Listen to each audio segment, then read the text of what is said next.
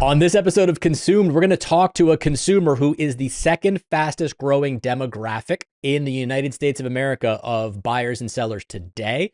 And she's going to tell us all the deets on her buying and selling experience so you can get a better understanding of how you can best help consumers and what they need. This is Consumed, the podcast for real estate agents who are tired of hearing the same old industry stuff and want to experience something completely different. Incredibly excited for this week's episode of Consume because I have one of the most popular demographics of consumers currently on the market today. I'm sure she's popular too in general, but from a demographic standpoint, single women are the largest growing purchaser of real estate property of any demographic outside of 65 and over in the United States of America today. So big shout out to all of my single guys for sucking. Yes, we all know that men are terrible, and I have no problem saying that. So first, big thank you to Claire for being on the podcast today, because it's not always comfortable or easy to come on to something blind and really not know what you're getting yourself into. So I always appreciate that, but I don't like prepping people because I like the unfiltered thing. So Claire, thanks for being with us today. Yeah, absolutely. Thanks for having me, Lance. I appreciate it. So without going into too much detail, little context on just sort of your background, job type stuff. Don't tell us exactly where you work because, agents will start hitting you up automatically with like, oh, if you decide to move, I'd love to help you. Yeah, I mean, generally speaking, I am an educator. And so I have worked in the education space, primarily higher education, for the past 15 years. Had a little bit of a detour for a couple years where I went and practiced law. And ironically or not, consumer protection was a big part of what I practiced in terms of areas of expertise. Um, and so did that for a little while and found my way back to higher ed, fortunately, which is part of what brought me to Connecticut. And so um, prior to this, I had lived for about 16 years in San Antonio, Texas, and uh, was kind of feeling ready for a change, was ready for being a little bit closer to family and friends. My family is predominantly in the Northeast, and so, um, I have to admit that I don't know if I would say second guessing, but the whole blizzard thing happening over the last few days is definitely making me pause a bit, but no regrets, no regrets. I'm very happy to be here. And so now I'm working in legal adjacent type work, at a university. Amazing. And just if you don't mind me asking too, I think that for our listeners, one thing that would be incredibly helpful, you have also lived outside of the US for a period of time, correct? I have, yeah, I lived for a couple years in South America. Okay, and that's important because of the fact that you are not only incredibly well educated, obviously, in multiple backgrounds, but you also have some international exposure as well into what living abroad is like. So you actually have a really great perspective, I think, from many different areas in terms of living, housing, things like that, from a lot of different sets. But the consumer protection part, we're definitely going to talk about. Right. Yeah, Near and dear to my heart. So let's start right off the bat. sure. Um, I know you were in San Antonio, you said, and you got a job relocation opportunity. Correct. And let's start right from that element. You owned your home in San Antonio, Correct. and how did you go about finding a real estate agent in San Antonio when this all started? Like, what was the first thing that you did in terms of figuring out, like, okay, I got to sell this house. What do I do? Yeah, the first thing I did was call the agent who sold it to me. I guess I had bought the house a little over 12 years before I was attempting to then put it on the market to relocate. Um, and had, every so often some exchanges with the realtor, nice guy. And so I reached out to him and originally was kind of just going to run with it because I was like, okay, this is easy. I know this person loosely, right? I was working within a timeline where I knew there was a strong likelihood that I would be already having to relocate while my house was on the market. So wanting somebody that, I trusted to be able to check in on the house and show it when I was nowhere to be seen kind of thing. Um, and then I started talking with some family and friends who have had experience in real estate, who were asking some really good probing questions just around commission rates and like, did you talk about this? And, is this something that has been a part of the conversation? And what are you thinking about that? And I was like, oh, I really haven't asked any of these questions. And was realizing that I think both that agent and I were like leaning into the fact that we had a pre-existing relationship, but Mhm. within the context of that, I was feeling like, I don't am I getting taken advantage of? And, full disclosure, when I bought my house, I was married, so that was, there was this sense of like, am I is this different now because I'm not married and I am now Right. single and trying to figure out, what's happening here? And so, I started just asking around a little bit to friends that in San Antonio who had recently sold, their homes, Mhm. and, at that point, I don't know what it was, but I was like, I think I would rather go with somebody who's a little bit more prepared, in terms of materials they provided. So, like, I got in touch with an agent who, put together this whole I'm not gonna use the right terminology here, I'm sure, but put together this whole, like, marketing book with comps and kind of, organized and just really professional feeling, and that impressed me, and so, I was like, "Okay, I think I'm gonna shift this," and I knew that the friend who had connected me to that agent a really positive and quick experience selling her home not too long before I was putting mine on the market, so that was helpful too. Yeah, so I mean, ultimately networking and, like, word of mouth and Right. trusted friends, but, certainly wasn't, like, the very first person that I went with. If you don't mind me asking, because I think this is important to people that are listening, you mentioned that the first agent, the agent that sold you um, your home the first time, was the first call that you made because you'd had some interactions with them, and this was 12 years is a long time, right? What kind of interactions do you remember? Like, did you get a newsletter from them every month? Did you get or was it just a no? Okay. No, it was like I don't even know originally what I know the more recent interactions I had with him Yeah. were because I had a friend who was looking to buy, and I was Okay. like, "Well, the only person I know is the person who sold me my house," so I put Okay. him in touch with her. But I feel like over the years, there was just kind of this, like, every and we're not talking frequent communication. We're talking, like, literally every couple years, Mm. like, but I'm also the person who, like, still has the number of the arborist that helped me one time remove a tree in my backyard in my phone, so I do not have I'm not very shy when it comes to cold calling people if necessary, so I was just like, "Alright, that's who I'll reach out to." Okay. So this guy sells you a house over the course of 12 years, has almost no interaction with you whatsoever, Minimal, yeah. minimal, right? And you think of him to refer him to somebody else. I'm assuming because the general experience was positive when you went Positive, through the first time. absolutely. Okay. Yeah. And so you refer this person to somebody else. Did they end up using him? Do you know? No, they didn't end up purchasing, so They didn't end up purchasing. Okay. But you've given this person a referral. So obviously that should make you more important. Um, and then you reach out in the idea of selling your own home now after you've recently given this person a referral, yeah. and their response was just sort of to kind of wing it and go through the motions. Yeah. Okay. I mean, So, very personable, sure. very Sure. and I think that's probably one, it's part of the culture in South Texas is, like, a very relational culture, right? So there's a lot it's funny because San Antonio is the 7th largest city in the nation, but Hmm. feels like a small town. I mean, everybody kinda knows everybody. So, I think there's a lot of that, but, there was a much larger emphasis on, like, "Tell me how life's going. What have you been up to?" As opposed to, "Okay, let's talk about what you really need and want out of this sale." Okay.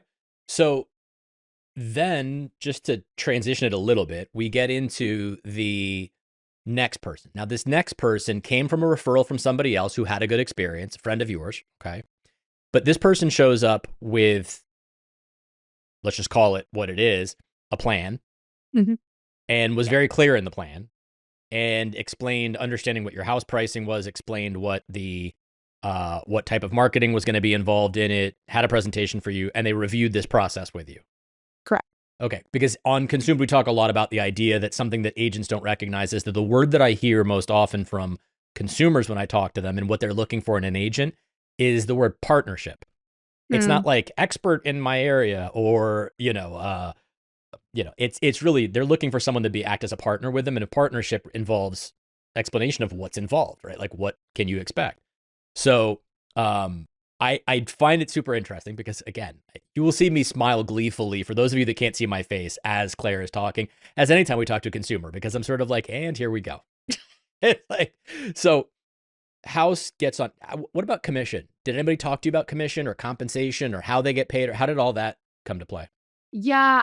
So with the first person, no. I mean, they did in the sense that they were like, "This is the set rate. Okay. There's no negotiation." Do you remember what it was? 6%, They said 6%. is what I would have, and then that agent was going to work out how to divvy that up between himself and the other agent. Okay. So Got I it. had no control over that, right? It Okay. was like, I'm paying 6%, period. And to be clear, this was recent, meaning this was within the past year. I mean, my house sold within the past 6 Past months. year. Okay. Yeah. Uh, So yeah, I'm saying that because agents listening to this right now and consumers, for any of them that know, are going to go, wait a second. That's after the NAR lawsuit settlement. So, okay. Continue. yeah. So, which was part of some of the conversations and feedback I was getting from family and Hmm. friends were like, "Think about this," and, when I spoke with the agent I ended up going with, that agent explained, like, "Look, I have 2 options for you. Either we can go with the 6%, which is normal for our area, and it'll get split 3 and 3." And she was telling me up front it would be an even split. So not like she would have the control over that, but it would be 3-3 split. Yep. And she said, "Or you can choose not to list a commission for the buyer's agent, um, and you'll have a little bit more control." And we kinda talked through, like, pros and cons to that, especially in terms of, well, if you don't list what the commission is for the other agent, they might be less likely to wanna show it to their client. Ultimately, and keep in mind, like, in my practice law life, I did a lot of settlement negotiations. So there was a large part of me that was like, "No, I want control over this." Like, Yeah. I wanna be able to make a determination, and it's funny when you talk about partnership, like, yes, I appreciate that idea of partnership, but also I am somebody who in my life has been paid for my expertise, and I also want somebody that I can pay for their expertise, right? Right. Like, Yep. I know, okay, you have something that you're bringing to the table that I don't have, and I'm Right. trusting you with that. Yep. So I'm looking for a partner in the sense of you're listening and hearing me, but also I want you to give me advice. I want you to be able to tell me what you think is best here? Um, so yeah, so we talked about commission in that sense and, to be perfectly frank with you, I don't mind saying I ended up paying the 6%, but the fact that I had the ability to control that and Hmm. determine that Yep. meant a lot to me. So at any point though, and again, this is not good, bad. It's not, we're not doing the Game of Thrones, like shame, on anybody. But at any point, did the agent explain to you the separation between compensation, meaning like my fee is X and you can do whatever you want to do on the other side is completely up to you, in a way that helped you better understand something that we talk a lot about, which is there is no real combined number. Yeah.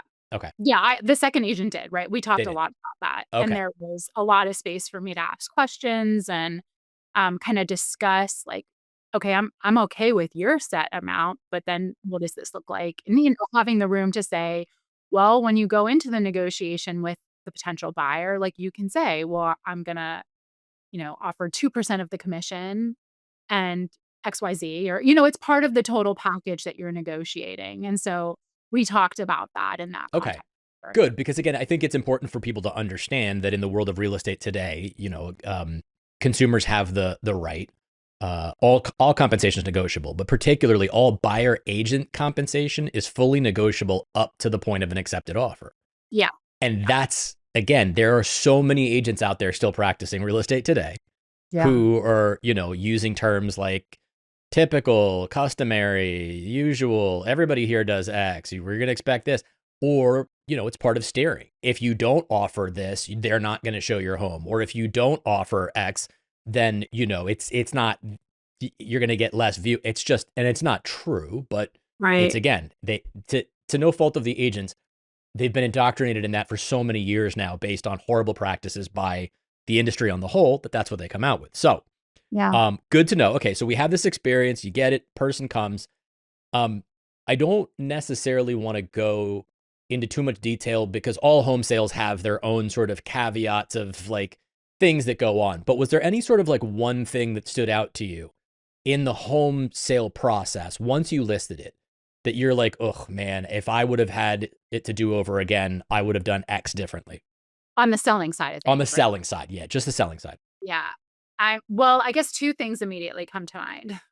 One, I'm glad that I went with the agent that I did go with, because what I didn't mention is that while that was a referral, I got 2 other referrals that I spoke with too, Okay. after I decided not to go with the first guy. Mm-hmm. So I ultimately spoke with 4 agents total, right? Which is great, by the way. I mean, it was a lot of work, but but it happened. Yep. Uh, but all of the other 3 agents were suggesting kind of a price range that felt a little low, but were telling me like, "Oh, this is general for the." We ended up selling my house for more than any of them wanted me to initially list it at. Which is Um, great. which is great, right? Mm-hmm. There were a lot of concessions and things, but that's fine. But ultimately, I was like, "Okay, if I had just gone with the first person and Right. not done some due diligence in terms of exploring this a bit, I would have gotten a lot less for my house," right? So, um, I think that was one big piece that, like, stood out to me was I'm glad that I listened to some of my family and friends and leaned Yeah. into that exploring. The other thing that I think stands out to me, how do I say this? I think there were some easy things that I could have done before listing it that would have helped make it move a little bit faster than it ultimately did, and that I ultimately ended up doing. Like cosmetic things to the property. Okay. Exactly. Like, easy facelift stuff that, Mm-hmm. like, I ended up doing. We, at one point, pulled it down for a couple days, did some of that facelift stuff and put it back on, and I think it made a huge difference, and there was a part of me that was like, "I had just done this at the beginning, maybe it would have made a difference," but Was that recommended to you in the beginning? it was one of the, like, "Here's something to think about." It Okay. wasn't like a, "You have to do this or it's never gonna sell," but Okay. this agent that I went with, I think, was really good about being like, "Here's things to consider, things to think about. It's gonna cost you a little bit of money. Do you wanna do Right. it? Like, do you wanna wait it out and see?" So, we did wait it out and see, and then I was ultimately like, "Okay, no, let's do that." That's awesome. So, yeah, so I think just considering some of those pieces that, Mhm. if I had thought about doing earlier. I mean, my home was on the market for about 3 months, which, from what I understand, in that particular demographic market, like, wasn't bad. Right. But I'm sure it felt like an eternity to you Felt like an eternity. because if I'm not mistaken, you moved. I was gonna say, yeah, because I moved, so, like, there's this whole sense of, like, I am over 2,000 miles away from this place, like, I'm trusting other people to keep an eye on it, but at the end of the day, I'm liable for anything that happens on that property this entire time period, right? It definitely felt like an eternity. Wow. So, okay, incredibly stressful because you're selling to buy. You're actually, there's a lot of moving parts to that. So let's shift really quickly over to the buying side now. Sure, yeah, Okay, so you're in a new location. How did you find the agent that you decided to use up in this newer location? a referral A from family. referral. Mhm. Okay. So, referral from family, followed then by what was that experience like? Good, bad, indifferent? My experience with the agent was great. Very, friendly doesn't really capture it well because, I mean, like, I think there's a lot of people who are friendly, but there's a different energy when it's like, you really feel like you have a relationship with this person, and in that sense, I didn't feel as I mean, I felt like a client in the sense of, like, let's think about these things, but I felt more like I was working with a friend through majority of the process, which was really nice. That's actually really nice to hear. And I think that, do you feel like you were, because I talk to a lot of agents, and a lot of agents will hear that and they'll be like, I have to be BFFs with all of my people. And I'm like, well, that's a nice thing to have, but it's not necessarily the only component. Was there anything else besides just feeling like a genuine sense of trust and relationship to that person that you felt was helpful, or? Yeah, I mean, I think it's combined in the sense of trust, but, like, this agent was very willing to say, like, "These are the things you need to be considering about this property," right? And we Got saw, like, a lot of it. properties, Hmm. like, not an easy market right now, Right. and so I think especially, when we opened, you talked about being, like, a single woman, like, I think as somebody who's like, "Look, this is the first time in my life I'm doing this all on my own," and that's good, I'm really proud of that, I wanted to do that, right? Hmm. But I also was like, I need a sounding board. And so, tell me what you see, right? Like, be honest with me about what you think. I know you can't tell me what to do. I know you, but like, help me think through the points I really need to consider if this is a property I might potentially purchase. And was there anything in terms of the buying process that you felt unprepared for or underprepared for, just in general? Yes, I think I was not prepared for how long it would take, Mm, for sure. Especially because you have to remember, like, coming from a market where things were just sitting, there was so much inventory. yeah, Which was hard as a seller, right? right. But now here, I mean, I remember there was one home I was looking at and it hit the market like December 23rd and it was already uh, contingent sold on like the 24th in the afternoon. And I was Yeah, like, "The heck? Like, yeah. it's Christmas Eve. What do you mean?" Oh, yeah, It's people don't done. play around here. It's Gosh, like, so wild. So I think just the like lack of inventory and pace of things here, I was not fully prepared for, and I think also, uh and this is, like, a very niche, perhaps, aspect of homes in this area, I was not prepared for how many homes I would be finding that had solar panel systems, oh, which is a very, it's something that I have an odd knowledge set in, and, it I just taking that into account because there's so many extra pieces if a home has a solar panel system, right? Like, is it leased? Is it purchased? Is there a maintenance warranty on it? How was is it that put on tracking? legally?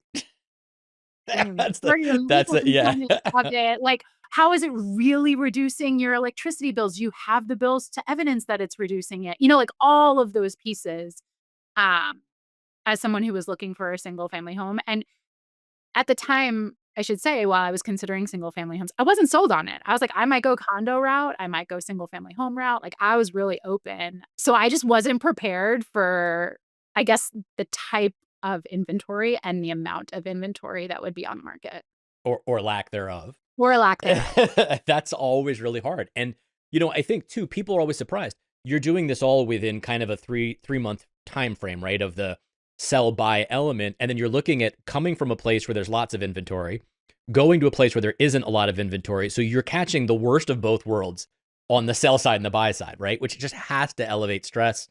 Oh, And immensely.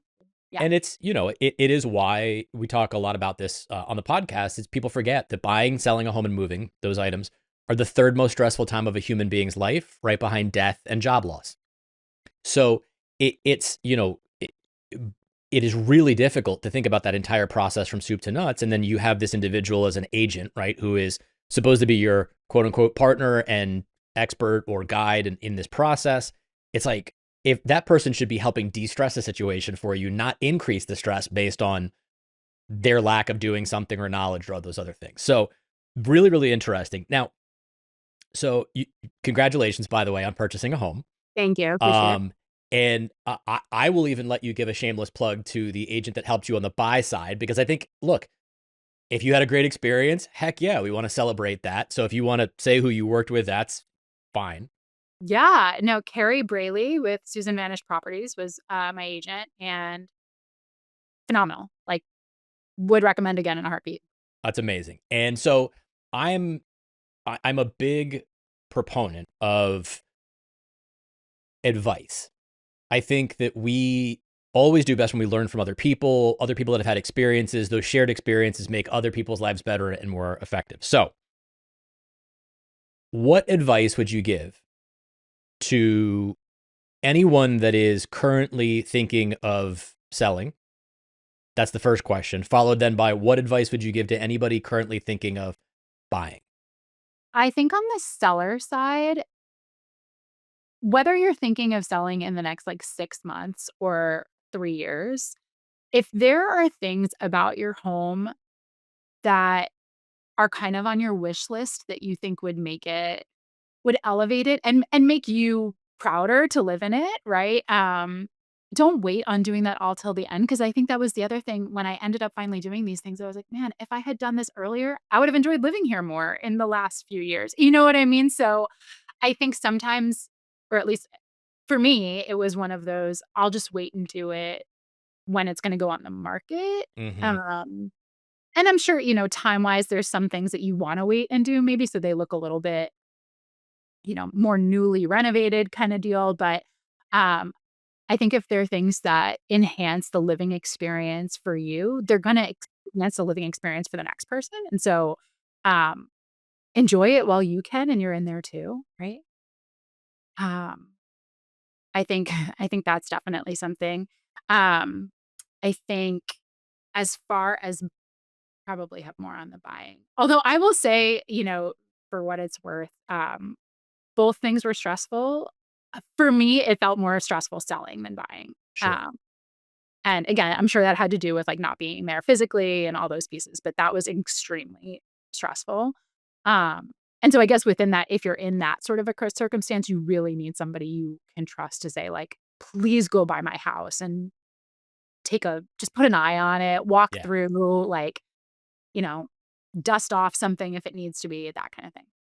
Um, on the buying side of it, I had a lot of recommendations I received from people about like make your list of non-negotiables and rank them and all of those things. And that is super important.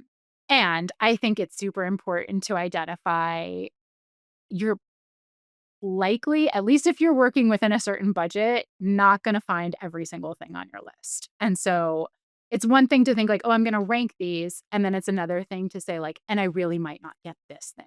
Yeah. So for me, the concession ended up being location, like, in terms of distance from my work, and I was, like, pretty certain I didn't wanna be more than 10 to 15 minutes from my job. I'm 20 to 25 minutes from my job. you know, it was something that to get all the other things on my list, I had to make that concession, and I'm perfectly happy with making that choice. Uh, and I think it's worked out, but, it's like I said, it's one thing to theoretically think I'm gonna have to give up one of these things, and then it's another thing to actually have to give one of them up. So, preparing yourself for that, I think, can be really helpful. Both of those are amazing pieces of advice. And just to touch on one part for each of them, on the seller side, you talked about the importance of doing certain things cosmetically to the property or things like that. For a lot of people, it's hard financially to come out of pocket for that kind of cash to be able to do that. There's some great programs out there, and I always recommend to agents if you don't have any experience with this type of stuff, we'll put a link in the chat too, so that people can after the show go back to the show notes and check it out. But there's great companies out there, like Notable is a really phenomenal one that I love. What they do is they work with the agent. So agents, if you're hearing this, find out how to create a relationship with Notable. It's awesome because what they do is they will issue you, really, it's like a credit card almost, that you have, that then you can make all the capital improvements that you need to make, and you only pay it back after closing. So it's just a really good way to be able to actually have something with no additional interest or any of that stuff, which is designed specifically for this purpose and process. So it's just like a great way of like, why would I come out for all this cash, right? If I can do something, have it improved, which we know increases the perception of value, and if not, oftentimes the value. Yeah. So that's a really good one, and I really recommend them. They're amazing. The other one that you mentioned is, as you said on the buyer side, I'm always impressed in how, as you said, people have this list of like 10 things I have to have in my home. And what's amazing to me is whenever I talk to a new buyer, I'm always like, okay, tell me what's important to you in the house.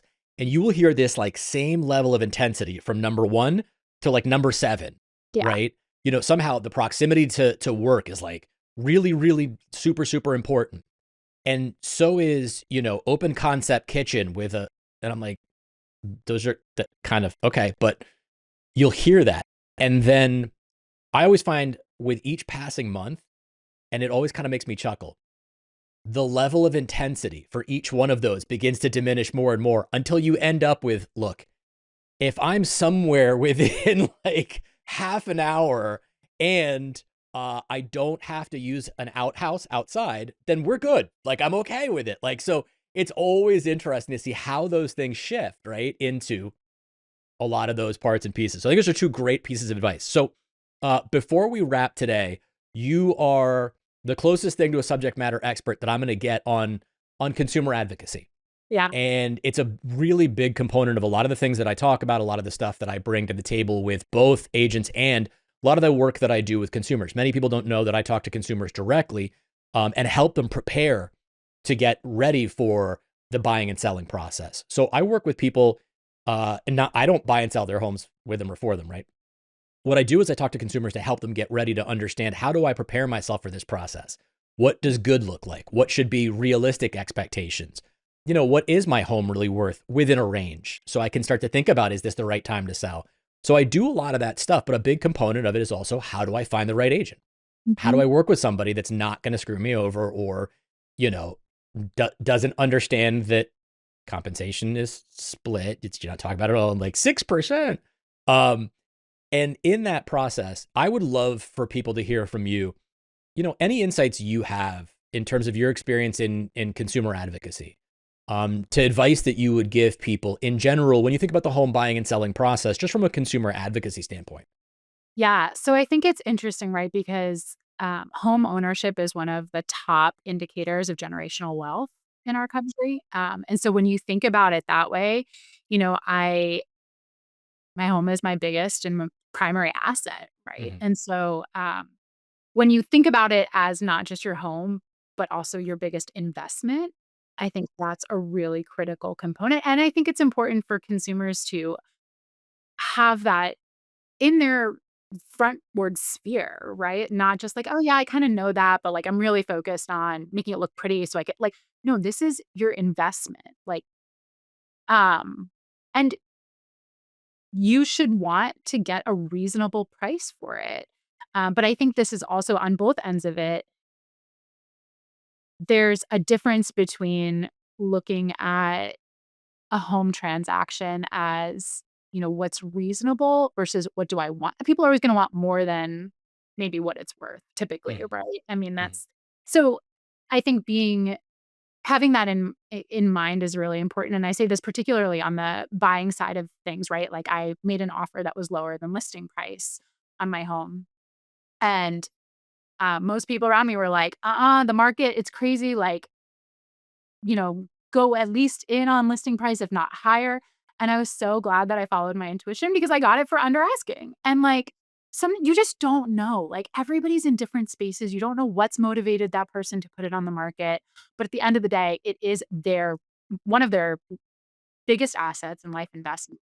So going lower maybe, but reasonably, right? I think that a reasonable standard is so critical. From a consumer advocacy perspective, this I will say till my last breath to anyone that will listen, like not even particularly related to home buying, but like check your credit reports regularly, right? Like, cause I think that idea of like, where am I positioned in terms of buying and selling, particularly buying, right? Like, Mm-hmm. how do I have a good knowledge about kind of what the full package is? And I will say that on the selling end, I got wrapped up in that because the first buyer I had fell through because of finances. The second buyer made it through, but like skin of the teeth because of finances, right? So like you want to know what you're working with. I think the other thing is, like, I cannot emphasize enough transparency and, I don't know, honesty. I think good lawyers are honest is in my opinion, which is perhaps counter to some, ideas of the profession, but, I think, the way there's a way to be honest while still being a strong and zealous advocate. And so Yeah. if I'm thinking about an agent, right? Like I want an agent who's going to be honest with me and honest with the other person, right? I think about this in the context of like opposing counsel. Like I'm going to be honest with them. Right. I'm going to be judicious about what I share and when I share it, but I'm going to Hmm. be honest, right? So I think the same goes for agents. Like how Hmm. are you engaging in that back and forth? Because ultimately, like you are your client's advocate. Uh, and I think being able to identify how do I navigate these conversations that can be you have competing interests at times, right? So how do you navigate those in a way that's protecting your client, but also not like sabotaging the deal because you're just going in, wanting everything. So I think honesty, transparency, knowledge of what you're dealing with. And I think the other piece of it is honing the skill of listening to your gut, right? Like, I think on the buying end, there was one home that I was really excited about, and, like, there were some red flags, and I was kinda like, "Yeah, but I really like it," but thank God I listened to some of those red flags because and in complete transparency, my agent was warning me about some of the red flags too, so I was appreciative of that. Um, and ultimately, I think it was the right thing to not go with that property, but if the owners and sellers had been maybe a little bit more honest, I might have felt differently about it. But there was just not a ton of transparency in the process, and that hindered a lot. I'm probably opening a huge can of worms there, Lance, so I apologize if No, I like you're not. I think again, this is fantastic because again, not everybody has your experience, your background, a law degree, right? Like there's a lot of elements here that a lot of people are highly trusting of this person, as you said, that's helping them with the largest financial asset most people own. And what I really appreciate about what you just said was that there's an element of honesty that needs to be hope, but it's not just transparency and honesty within the client relationship. It's transparency and honesty with, the other party as well. So I spent a lot of time talking about this, and it's one of the things that I tend to get in trouble for, which let's all be clear is there's a lot. But one of the things I get in trouble for is this idea that we talk about negotiations where agents run around talking, I'm a great negotiator. I'm the best negotiator. And I'm like, but that's not what people really want. What you Mhm, want is a phenomenal mediator. So when I mhm, talk to consumers, I'm always like, look, my number one job at that point in the relationship is to be an exceptional mediator. And here's why. Negotiations or a negotiator is who's involved in a hostage crisis. That's the person who has the sole discretion and autonomy to make any decision they want in order to end something. mhm, mhm. A mediator is the person whose job it is to relay information back and forth where everyone's going to win a little, but at the end of the day, the outcome is that we're all moving forward and where we've been successful in moving to the next step, right? And that to me is the most essential component. But that's where that honesty piece comes in that you talk about, because it is important that someone is doing that in an ethical and fair way. And, we hear all these things about agents talk about, I'm a trusted advisor. And I hate that. Sorry. I can't stand when I'm a trusted advisor. First of all, there's no consumer on the planet that if you went in the street and asked them, like, what do you think of your real estate agent? They're not going to be like, well, my agent is a trusted advisor who helps me with the third. Like, that's bullshit that, we tell Yeah. ourselves in the industry. What I think is the interesting part is that when you look, we're actually not that trusted. And that's an unfortunate part of what has been the industry on the whole for so many years. And I actually don't fault the agents for this. The agents are the victims of improper training, improper education, manipulation based on brokerages, NAR, the National Association of Realtors, all these groups that are like, wait a second, we make all our money off of these people. Yeah. So our job is to educate them in a way that keeps the funds rolling in, not to educate them in a way that's going to be consumer facing. And so all of that, not to just give a sermon on it, but is really important because when you as a consumer and the consumer standpoint that we look at today, if you want to improve the quality of a relationship, it starts with trust. And it's trust in not only what you're doing for that person, but trust in how you're going to operate with the other party as well to help that outcome be successful. And I think that's an incredible point that you made there because I don't think a lot of people think about that. It's key. It's really key. So as we wrap, I'm Yeah. going to give you 3 rapid fire questions. Oh boy. Okay. All right. So you keep your answers short. We're just going to hit 3 rapid fire questions. Okay. All right. You ready? I think so. Yeah. Okay. Question number 1. Agents, useful or not useful in a real estate transaction? It depends. Good. Question number 2. Do you think if you had the opportunity to be more involved in the process yourself and have more available to you to understand that process, you would have been more likely to handle more parts of the process yourself, or would you rely on someone else to handle it for you?